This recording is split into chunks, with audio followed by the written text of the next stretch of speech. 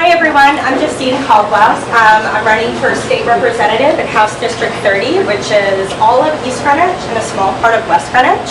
I'm going to read from notes because let's face it, it's been a long hot summer of campaigning. And if I just try to talk, I might try to get you to vote for me or something like that. I also want to say how grateful I am to the women here who have started this PAC, especially to Lisa, for who I reached out to one day as a stranger and said, what are we going to do about this issue? And 2 days later, she was in East Greenwich meeting with me all the way from Bristol. So if neither of us know how she is to this issue, so I really appreciate it.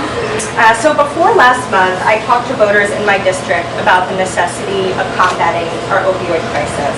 I talked about how substance abuse is an issue that affects everyone of every age, gender, race, religion, political affiliation. And I talked about how it's an issue that can hit home for any family. And then a month ago, on July 18th, I learned how true that was because it hit mine when my 22-year-old cousin died of what was almost certainly an opioid overdose on Block Island.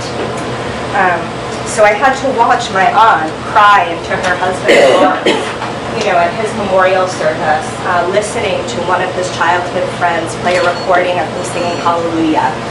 And then and there, I decided that as a citizen and as a future legislator, I was going to do everything in my power to make sure that no other mom had to bury her child from a death that was 110% preventable. So I'm running for state representative. I'm not applying for a job in public health.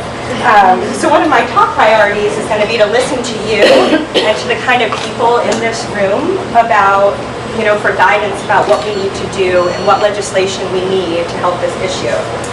An epidemic like this has many causes, and so we're going to have a lot of different kinds of actions to address them all. And I'm not going to be a doctor or a psychiatrist or a youth counselor. I'm going to listen to those of you who are. And make my decisions, according to that. The concept. Yeah. So there is one problem that affects this epidemic where I have developed expertise, and in my academic career I studied stigma. So I researched and I wrote my dissertation about mental health and about how learning about people with mental illnesses and telling stories about these people helps us become more empathetic to that population. And when you're more empathetic, somebody is more likely to ask you for help. So we need to make it easier for people who are suffering to ask for help. And whether we like it or not, the laws that we pass have a huge impact on cultural values and stigma. So we need laws that help us take care of each other, not laws that punish those among us who are reaching out for what is quite often literally a lifeline. But stigma is only one facet of this intertwined set of challenges.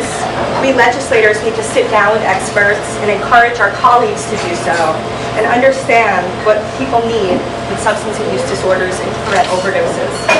We need to understand where we are failing and anywhere where we can do better.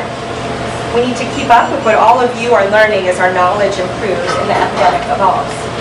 Too often in politics, and as everyone in this room probably knows, especially here in our legislature, decisions are made and bills are passed that don't reflect the advice or wishes of stakeholders or the expert opinions of scientists and medical professionals. Like any other public health crisis, we need to work together to solve it, but we must also make it clear to our leadership that we will make progress on this issue no matter what. And so I'm here to join all of you tonight to insist that we do better. Thank you.